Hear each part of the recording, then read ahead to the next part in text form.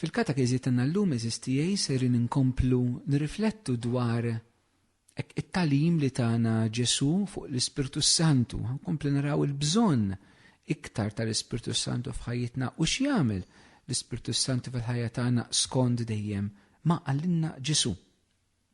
Illum se naraw id-dis aspett minn dak li jgħidilna Ġesu illi se nieħdu minn kliem Kristu fit-talba tiegħu fid-diskors li huwa għamel, skużawni mhux fit-talba, diskors li għamel fl-aħħar ikla tiegħu skont ir-Raba' Vanġelu skont San Ġwan meta f'kapitlu 16 fil-Vanġelu ta' San Ġwan minn vers 8 sa vers 11 mela John 16 minn 8 sa 11 Ġesu jgħidilna hekk.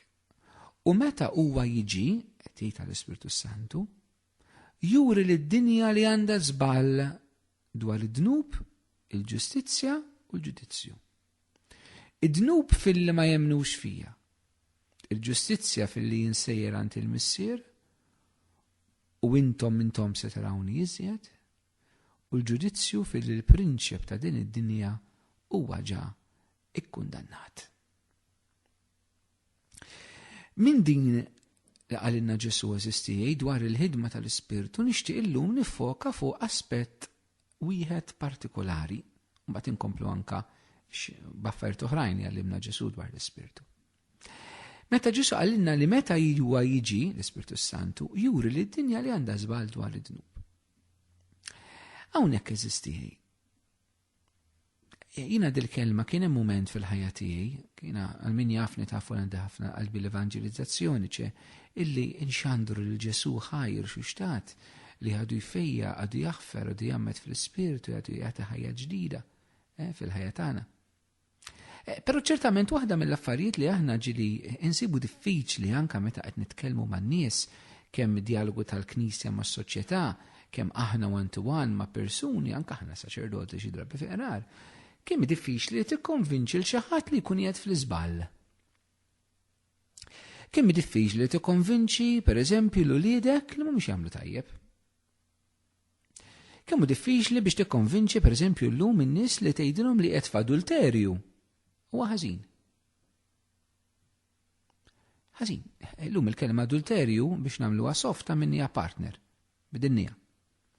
Biex ma nħossux il-qawwa tal-kuxjenza li tgħidilna sma' qiegħed f'adulterju le qiegħed ma' partner. U tweġġek xi ħadd iġi jgħidlek isma' l-adulterju huwa dnub. Tweġġa'. U allura aħna xi drabi nħossuna li sekk ma tista' tikkonvinċi l-ħadd. U dan lilna inista' fina teħ qalb. U ċertament mhux qed ngħid biss fuq ixju ta' adulterju, tista' titkellem fuq ixju ta' serq. Tista' titkellem fuq id-droga. Id-droga hija dnub. Għax inti qiegħed taqret ħajtek. Ma min jgħidlek lejna l-bastija l-good feeling tiegħi, inti min biex toqgħod tindaħalli u tgħidli li qed nagħmel ħażin. Mhux hekk. Sal-punt li anke ċerta soċjetajiet id-droga jridu jagħmluha legali. Fis-sens waqt ma ninsew li l-liġi dak li gvern jilleġisla il-poplu jieħdu li huwa tajjeb. U allura l-liġi hija pedagoġika, l-liġi tallem. U allura l-mentalità titbiddel. Mbagħad ovvjament il-konsegwenzi narawhom wara bħal f'kollox. Ma kemm hu diffiċli tikkonvinċi xi ħadd jgħidu isma' d-divorzju mhuwiex irrida Alla l-bniedem. Aħna eżistijaj fuq diversi affarijiet oħrajn, mu speċjali fejn għandna clashes serji bejn il-Knisja u s-soċjetà, għax il-Knisja titrifletti l-Vanġelu, dak li Ġesu, dak li Alla jixtieq mill-bniedem, u s-soċjetà dan mhux dejjem tridu. Faċilment aħna li nixtiequ inwasslu l-Vanġelu lil Ġesu, il-Vanġelu ta' Ġesu l-oħrajn. Kemm eżistijaj jistgħu naqgħu fix-xibka li aħna nippruvaw nikkonvinċu lill-oħrajn. Tgħidu li allura hekk ma nippruvawx nikkonvinċuhom x'iridu nagħmlu aħna. Eżistijaj jiena konvint minn dan li se ngħidilkom. Lilna Ġesu ma bagħatna nikkonvinċu lil ħadd. U din int minn int bħalissa li qed tismani nixtieqek tirrifletti fuqha. Imbagħad iddeċidi int għandix raġuni jew le. So tista' tkun inti l-isqof, tista' tkun inti f'awtorità fil-Knisja, tista' tkun il-kappellan, tista' tkun xi provinċjal, tista' tkun leader ta' xi prayer group, katekista f'xi komunità, ma nafx fiex, evangelizzatur. Ġesu ma batna nikkonvinċu lil ħadd. Ġenituri ma' wliedkom. Sibuli fejn Ġesu għalilna morru ikkonvinċu n-nies. Jien qatt ma sibta u fittixta sew fil-Vanġelu. Ġesu lilna batna biex nalmu u nkunu xhieda tiegħu. Fejn jidħol il-verità, Ġesu qatt ma qalilna morru ikkonvinċu n-nies mill-verità, qatt ma qalilna. Imma qalilna morru għalmu dak kollu li jettilkom jien, iva. Morru kunu xhieda tiegħi, iva. Morru konvinċu n-nies, le. Eżistijaj din meta nirrealizzawa kieku tafux libertà enormi tatina. Enormi. Jiena f'qalbi, naqsam hija verità li qed ngħidilkom eżistijaj. Meta jiena di għarafta bħala kelma ta' Ġesu, tatni libertà u ferħ trement. Ferħ trement. Ġesu li ma batnix nikkonvinċi l-ħadd. Jiena qatt ma nista' nħossni li fallejt ma' xi ħadd għax ma kkonvinċejtux. Qatt. U ngħidha bl-ikbar onestà. Għaliex Ġesu ma batnix nagħmilha. Jekk aħna rridu nkunu dixxipli tiegħu, nagħmlu li għalinna hu. Għalinna kunu xhieda u għalmu, imma mhux nikkonvinċu. U għaliex Ġesu ma batniex biex nikkonvinċu? Għaliex Ġesu bat il xi ħadd ieħor biex jikkonvinċi. U da xi ħadd hu l-Ispirtu Santu. U meta huwa jiġi juri lid-dinja fis-sens li hu jikkonvinċi lid-dinja. He will convince the world bl-Ingliż qiegħda l-Bibbja. Li għandha żball. Għandha żball. Hija l-qawwa tal-Ispiritu li jista' jikkonvinċi biss. Anke magħna nfusna eżistijaj. Inti pereżempju, anke fil-ħajja personali tiegħek jista' jkun illi hemm affarijiet li qal Ġesu li hemm fil-kelma tal-Alla li huma jew fit-tagħlim tal-Knisja li int m'intix konvint minnhom.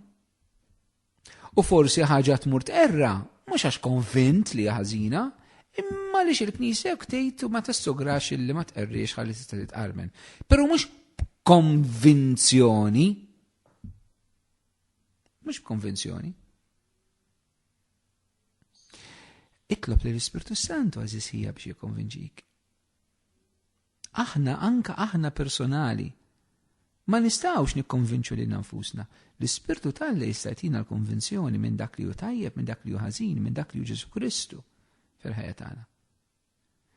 Mela lilna ġestijaj, Ġesu ma batniex biex nikkonvinċu għax bat l-Ispirtu Santu biex jikkonvinċi. Jekk tiftakru fil-Vanġelu ta' San Ġwan, Ġesu minnhom jgħidilna u hawnhekk issa ħanaqbes għal l-10 punt, ħanaqdu mad-9, illi meta jiġi d-difensur li se nibgħat il-kominant il-missier, l-Ispirtu tal-verità li ġej mill-missier, huwa jixed għalija u intom ukoll tiġdu għax intom kontu miegħi sa mill-bidu. John chapter 15 minn verse 26 sa verse 27. Meta jiġi d-difensur li se nibgħat minant il-missier, l-Ispirtu tal-verità li ġej mill-missier huwa jixed għalija u intom ukoll tiġdu għax intom kontu miegħi sa mill-bidu. Eżisti, dan xi jfisser? Dan jfisser illi kemm l-Ispirtu Santu kemm aħna flimkien aħna xhieda ta' Ġesu. Ġesu qal li l-Ispirtu jixed għalih u aħna niġdu għalih. Mela aħna niġdu u l-Ispirtu jixed, però b'differenza. Aħna niġdu permezz tat-tagħlim u permezz tal-ħajja, tal-eżempju tal-ħajja tagħna. Aħna niġdu permezz tal-kelma u permezz tal-eżempju. Però huwa l-Ispirtu li jixed fis-sens li jikkonvinċi. L-Ispirtu jixed bis-sinjali li hu kapaċijati u billi jikkonvinċi qalb il-bniedem. Imma x-xhieda tagħna titkun flimkien ma tal-Ispirtu Santu u x-xhieda tal-Ispirtu titkun flimkien tagħna. Infakkarkom ftit fil-ktib tal-Ġenesi Alla kif ħalaq eżistijaj. Il-ktib tal-Ġenesi jgħidilna żewġ affarijiet. L-Ispirtu Santu kien qed jittajjar fuq l-ilmijiet. imbagħad Alla qal il-kelma ikun id-dawl u il-ħolqien iseħħ. X'kien hemm preżenti il-kelma u l-Ispirtu. Dawn it-tnejn dejjem imorru fl-imkien. Il-kelma u l-Ispirtu. Il-kelma waħedha hija mejta, anke l-kelma tal-Bibja. Huwa l-Ispirtu Santu li dik il-kelma jagħtiha l-ħajja. Issa dik il-kelma hija wkoll ix-xhieda tagħna, hija l-eżempju tagħna imżewwaq mal-Ispirtu. Aħna responsabilità tagħna eżistiji meta nevanġelizzaw, nerġa' ngħid, mhijiex li nikkonvinċu l-oħrajn, imma li nkunu xhieda ta' Ġesu. U nħallu l-Ispirtu Santu jixed magħna billi hu jikkonvinċi qalb in-nies. Jiena eżisti, jiena din rajta. Jiena din kelli esperjenza tagħha, mhux qed inkellimkom minn affarijiet li dawn ma jeżistux, dawn huma veri. Dawn l-affarijiet huma veri. Eżisti. Tara persuni li tqajt ma' nies li jgħidulek jien ma nemminx. Tkellimhom fuq Ġesu mingħajr ma tipprova tikkonvinċihom, tistidinhom biex tagħmel talba magħhom u tara l-bidla li sseħħ ġewwa fihom. Tgħidu li rajta dejjem? Le, ma rajtix dejjem. Ħafna drabi iva. Daqshekk sempliċi? Iva. Daqshekk sempliċi xi drabi. Aħna xi drabi qegħdin nippruvaw immorru fuq metodi ta' evanġelizzazzjoni li ma nafx kif se nippruvaw inbellaw il-Kristu lin-nies, ma nafx se nippruvaw nagħmlu. Skużawni l-espressjoni goffa, però biex nuri kemm xi drabi nippruvaw nagħmlu affarijiet bil-qawwa tagħna biss. Meta xi drabi anke b'modi iktar sempliċi, b'talba, imma biftuħ għall-Ispirtu tal-Alla li nitolbu fuq persuna, nistgħu naraw dawn il-bidliet, naraw dawn il-grazzi, naraw il-qawwa tal-Ispirtu li jikkonvinċi. U din eżisti mhux għalfejn tkun daqshekk mod drammatika fejn ngħid qatt ma kontu waqt omilija u kelma li tisimgħu f'daqqa waħda tmissilkom il-qalb tagħkom, qatt rajtu l-Bibja u kelma f'daqqa waħda tikkonvinċik minn xi ħaġa f'qalbek. Dik hija l-qawwa tal-Ispirtu Santu li jiġi jikkonvinċik. Iżda hawnhekk Ġesu qed jgħid li l-Ispirtu Santu se jikkonvinċi d-dinja li għandha żball dwar id-dnub. San Ġwan jagħmilha ċara l-Evanġelu li d-dnub huwa illi ma jemnux fija f'Ġesu. Id-dnub u li int ma temminx fi Kristu. Għal San Ġwan dan id-dnub jeżisti. L-oħrajn affarijiet iż-żina l-oħra joħorġu minn dan. U din għandna bżonn naqbdu din il-viżjoni, din il-mentalità anka fil-ħajja tagħna personali u naraw jekk għandna bżonn aħna anke nibdlu ftit il-mentalità tagħna fuq id-dnub bħala nsara. Għalina l-insara x'nifhmu bid-dnub, l-ewwel qabel kollox mhux il-ksur tal-10 mandamenti, dak ukoll qiegħed hemm, imma dak Ġesu seta' ma ġiex eżisti. Stajna bqajna fit-Testament il-Qadim biex anke l-qrar tagħna jibqa' fuq l-10 mandamenti. Mhux hekk? L-Ispirtu Santu jikxef fina dnub iktar profond iċ-ċaħda ta' Kristu li ma nemnux il-Ġesu, li ma naċċettawx il-Kristu fil-ħajja tagħna bis-serjetà. Li ma naċċettawx il-Ġesu biex ikun is-sit u s-salvatur ta' ħajjitna.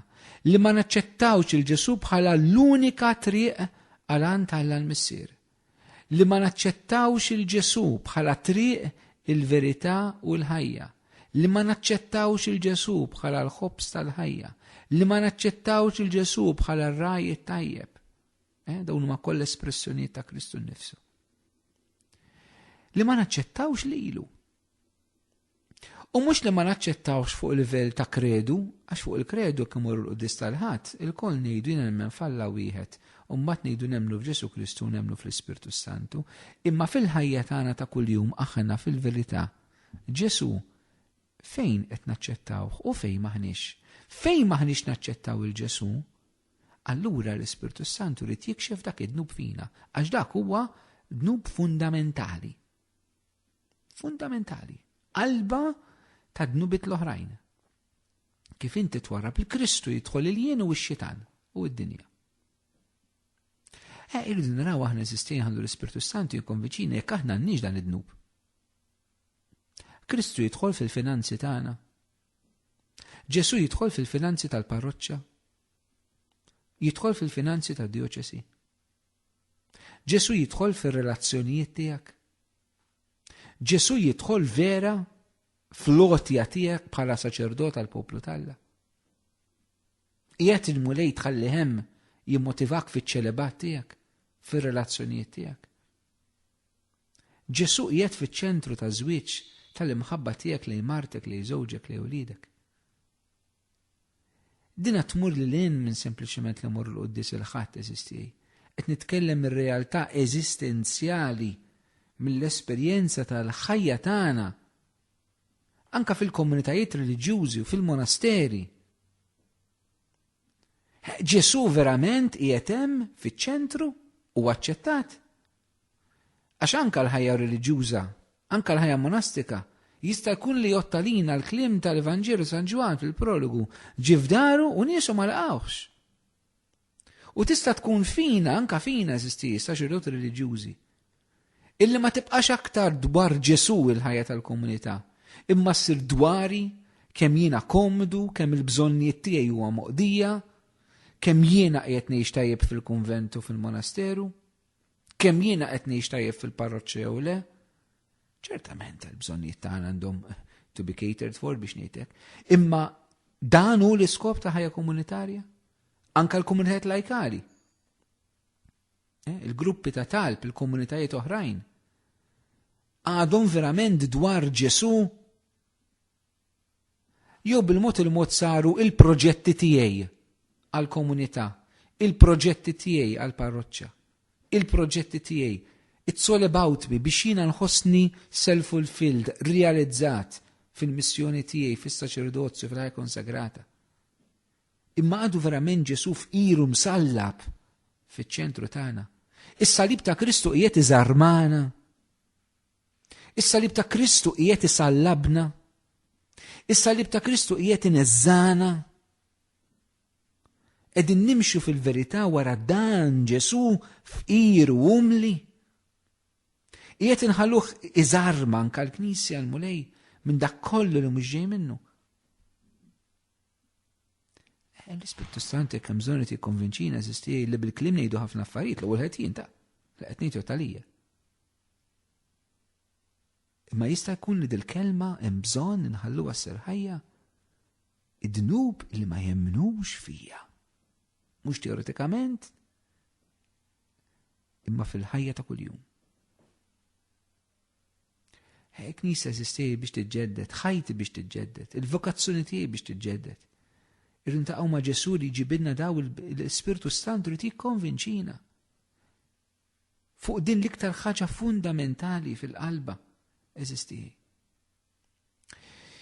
Il-Kristjaneżmu huwa dwar Kristu il-midluk ta' Alla, dak li hu midluk bl-Ispirtu Santu.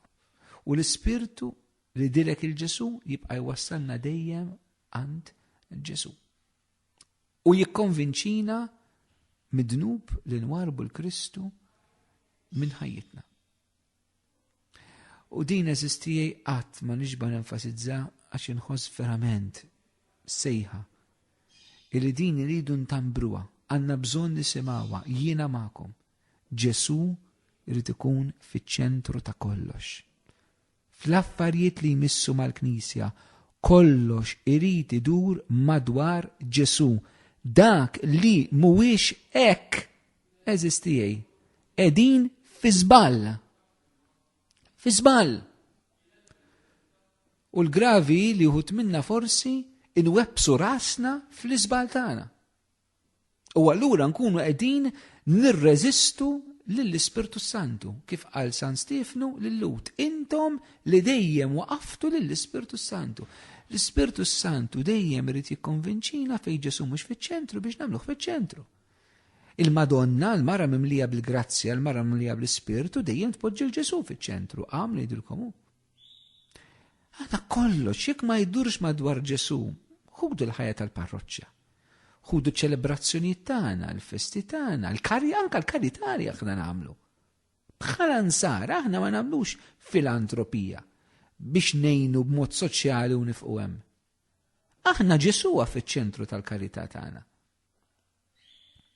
Kont il-ħabs u rajtuni, kont marid ġejtu suruni. dak li għamiltu ma l-iżgħar fost dawn ħut għamiltuh miegħi.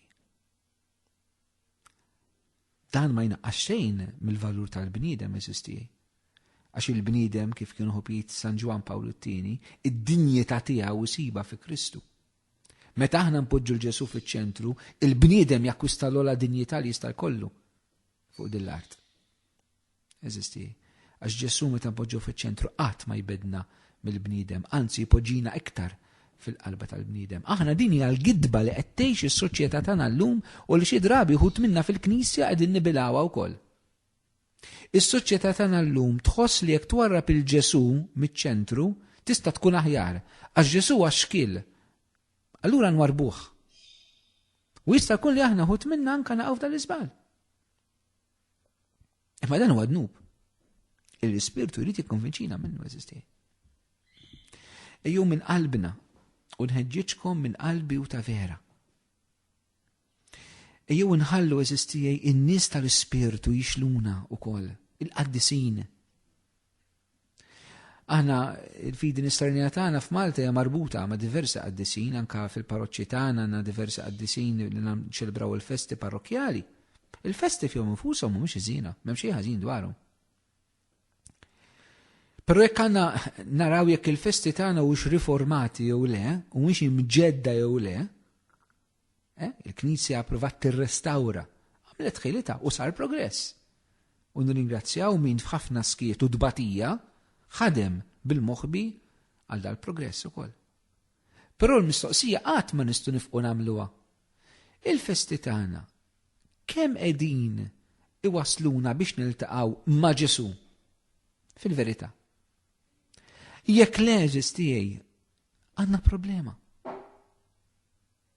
U mhux qed ngħid għall-festi biss, kull ħaġa oħra. Meta aħna pereżempju ngħidu qed nevanġelizzaw, imma qed nevanġelizzaw vera qegħdin ngħinu n-nies jiltaqgħu ma' Ġesu. Vera?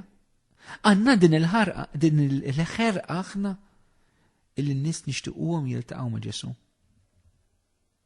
Ġesu huwa fiċ-ċentru tal-pritki tagħna anke fil-quddies tal-ħadd. Għax nistgħu nikkwitaw kollox u stejjer u ċajtu m'hemm xejn ħażin. Imma Ġesu huwa fiċ-ċentru vera jew induru naqdu. Eżisti fuq dina irridu naqtaw fuq l-għamel ħaj. Il-messaġġ tal-Vanġelu huwa l-persuna ta' Kristu nnifsu, mhux dak li qalilna Ġesu. Il-kontenut prinċipali tal-predikazzjoni tagħna mhuwiex it-tagħlim ta' Ġesu imma l-persuna ta' Ġesu. In-nies l-ewwel jridu jaċċettaw, il-bniedem l-ewwel ma jrid jaċċettaw huwa l-persuna ta' Kristu, imbagħad it-tagħlim ta' Kristu. Mhux bil-maqlub. L-ewwel ma jrid jaċċettaw huwa l-persuna għażiża, adorabbli ta' Sidna Ġesu. Imbagħad it-tagħlim tiegħu. U għawek l-Ispirtu Santu fejn għandna bżonnu eżisti. Għax aħna mhux minn talim irridu nikkonvinċu n-nies. L-Ispirtu rrid jikkonvinċi n-nies mhux minn talim l-ewwel qabel kollox, irid jikkonvinċihom minn persuna. Minn persuna. Ejjew eżisti nixxenqu il-kol kemm aħna. Inħallu l-Ispirtu Santu jikkonvinċi lili, konvinċi lilek minn Kristu f'ħajjitna. Jikkonvinċina minn kun żbal, minn kull dnub, minn kull azzjoni mhix tajba. Ejjew inħallu din il-qawwa tal-Ispirtu li jikkonvinċi inħalluha taħdem. Ejjew nitolbuh. Spiritu Santu, konvinċini jekk għandek xi dubju fl-Ewkaristija, xi dubju fil-qrar, xi dubju fiż-żwieġ, xi dubju fil-kelma Alla. Tajjeb li tifforma lilek innifsek u titgħallem, mela le, il-Knisja takkumpanjana u tħeġġiġna lek, anke dik hija ħilma tal-Ispirtu. Però itlob ukoll l-Ispirtu Santu konvinċini int fil-qalb tiegħi. Pascal wieħed filosu kien jgħid il-qalb għandha raġunijiet illi l-moħħ m'għandux. The heart has reasons that the mind does not know of. Nista' ngħidilkom ukoll illi r-ruħ għandha raġunijiet li l-qalb m'għandix. L-Ispirtu tal-bniedem li fih jammar l-Ispirtu tal-Alla illi San Pawli jidinna u l-Ispirtu Santu li jista' jurina l-moħħ tal-Alla. Ir-ruħ tagħna, l-Ispirtu tagħna għandha raġunijiet illi l-qalb u l-moħħ m'għandhomx, li huma raġunijiet tal-Ispirtu. Dak li l-Ispirtu Santu jista' jagħmel fil-iħnet ta' qalbek. ċerta qaddisina eżistijaj bħal Sant Wistin din fehmuha ħafna. Darba Sant Wistin qal: jekk tistaqsini għaliex nemmen, ngħidlek ma nafx, imma jekk ma tistaqsinix ngħidlek naf. Tidher logħba bil-kliem però tagħmel ħafna sens. Jekk tistaqsini għaliex nemmen, ngħidlek ma nafx. Imma jekk ma tistaqsinix, ngħidlek naf.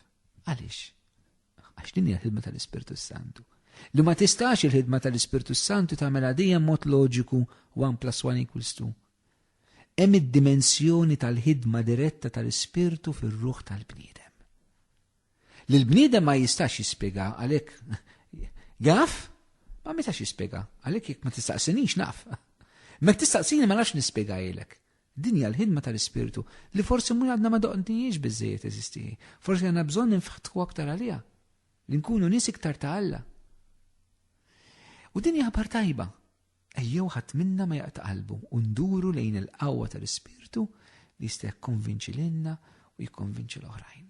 Ejjew nitolbu ħalli dan ma jkunx biss tagħlim imma jkun esperjenza. Mister Ħanin, għalhekk nixtieq nfaħrek u nirringrazzjak mill-qalb. Ngħidlek grazzi għal dak kollu li inti qiegħed tagħmel u li għamilt issa stess waqt din il-katakezi fil-qlub ta' daw kollha mulej Ġesu illi qegħdin jisimgħu. Min qalbi pafisem Ġesu nitolbok ibgħat l-Ispirtu Santu fil-qalb tagħna. Ħajkun l-Ispirtu tiegħek mulej li jikkonvinċi il-qalb tagħna minn kull dnub, minn kull ħasen. Ma mod speċjali biex l-Ispirtu tiegħek jikkonvinċina minnek Ġesu. Jikkonvinċina mill-imħabba tiegħek lejna. Jikkonvinċina li aħna tassew u li timmissier. Jikkonvinċina mill-missjoni li aħna naxnaqtu. Jikkonvinċina mill-veritajiet kollha tal-kelma u tat-talim tal-Knisja. Nirringrazzjawk Spirtu Qattis Alla. Ejja fuqna f'dan il-mument. Imlina bil-preżenza tiegħek. Imlina b'din il-qawwa tiegħek li tikkonvinċi il-qalb tagħna.